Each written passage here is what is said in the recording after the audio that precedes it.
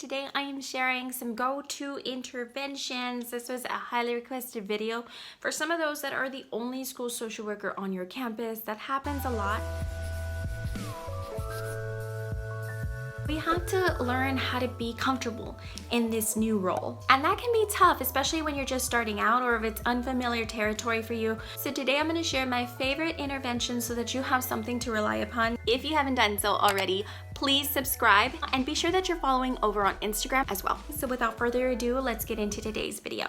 Your confidentiality statement is key, especially with hard to reach defensive clients. The statement of confidentiality, if done correctly, can bring down a lot of walls. It allows you to build trust. So I've done a video about confidentiality and introducing it in the past. I want to say my very first video, to put it shortly, so you don't have to click through to that video and I don't get completely embarrassed. You want to start off by telling the client that this is a safe space. You want to be sure, and I'll go into social work mode now.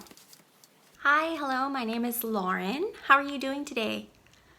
Great. It's great to meet you. I want to start off by letting you know that my role here is as a school social worker. Do you know what a social worker is? Have you heard about us? So some people can be fearful about social workers. They think that we're out to catch you in different things. And that's completely untrue. I want to let you know right offhand that this is a safe spot. This is a spot that's meant for you. Everything that you say to me will remain confidential. Do you know what that means? Great job. Confidentiality does mean keeping something private, right? So to expand on that a little bit more, whatever you say to me will stay between you and me. Now, there's exceptions to every rule. So if you do tell me that you want to hurt yourself, and by hurt yourself, I mean seriously, like you want to kill yourself, then that's something that I cannot keep private. I'm going to have to share it with someone to get you help. If you also tell me that you're going to hurt someone else or you have plans on hurting someone else, I will have to report that, because I want to be sure that everyone is safe, including you and the choices that you're making. And lastly, if you tell me that someone is hurting you, that also is going to impact your safety. So I do need to report that. And we'll talk about that before a report is made. I'll let you know if that is something that I'm planning on doing. Does that make sense? This strategy builds trust. I always see the walls come down, especially with adolescents, because they aren't used to a space like this, a space where they can openly share and not have all of their drama and their personal business get around a school or around the community, whatever it may be.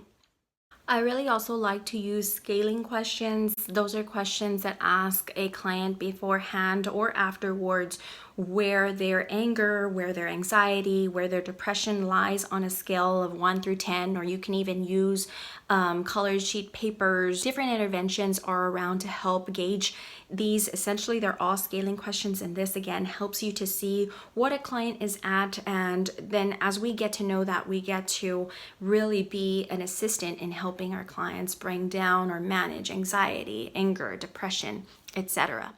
Strength-based questions are honestly my go-to. I love these questions. They come out so fluidly. I almost don't even realize that I'm using them sometimes. Again, let's go into social work mode. I can show you exactly how I use these. So I hear that that's been a problem for you. That sounds very stressful. How do you typically manage this problem, like day to day? What do you typically do? What are you doing right now to manage it? So that's how you've managed it so far. Amazing. Exception questions are my favorite. It's another way of gathering strengths. You're dealing with so much. It's incredible. It's incredible to me. I'm curious though. I want to ask you something. Has there ever been a day that the problem hasn't felt so extreme? Maybe a time that you were able to manage it or at least bring the stress of it down. Yeah? How did you do that? What was different about that particular time or that particular day? And I know the question seems odd. It's kind of hard to wrap your mind around a question like this. I told you I was going to ask a bunch of questions that sound a little different, maybe weird. But my point in asking this is I really think we can find a solution to the problem if we look at the exceptions that lie in between. Because every day isn't down in the dumps dreary, is it? A lot of the answers lie within that person. We just need to get them to realize that and get them to practice it a lot more. And if they don't realize that, then a great homework assignment is assigning the client to figure out when they're not as stressed so that we can repeat that. And if you can't think of them now, then it just means we have to pay attention to them a little bit closer. So try to think about that as you're going through your day, because you're doing something to stay sane. You're doing something to manage everything. It's amazing. The miracle question is a fun one. It always feels a little funny doing it.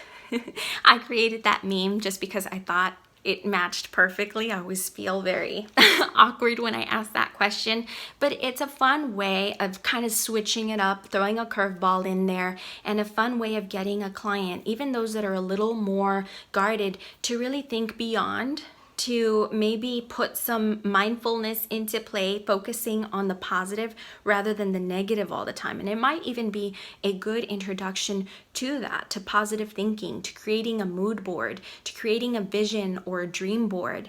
Can I ask you a funny question? This one's, I know I've asked funny questions, but this one's a little out there. Sure, okay, good. Let's say you go to sleep tonight, right? You're fast asleep, best sleep you ever had. And tomorrow you wake up and it seems like everything's the same, but it's not. By some miracle, last night while you were asleep, the problem completely disappeared from your life. It's gone. And you have no idea because you were asleep the whole time. How would you know? What would be the very first clues to the fact that the problem is gone?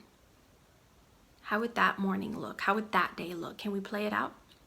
You don't necessarily need to know what happened overnight. All you need to know is what looks different, what little small changes can happen, and can we apply them to the client's current life?